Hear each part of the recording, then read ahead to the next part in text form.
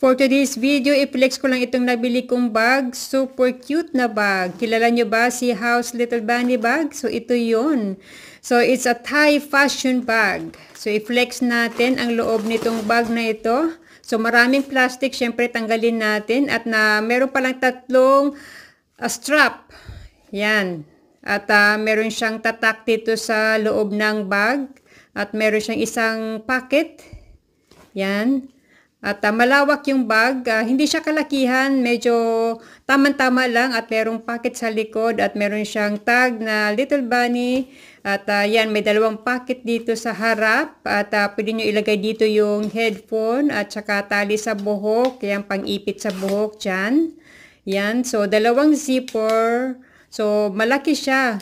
So, ang kagandahan nito ay tatlo ang strap niya at papalit-palitan mo ng strap. Gusto mo yung makapal, gusto mo yung medyo tama-tama lang. Ayan, gustong-gusto ko ang kulay nito. Ang color pala nito ay taupe. Yan. So, i-flex natin, nakabalo talaga siya. At talagang brand new siya. So, nabili ko siya sa online, sa isang seller.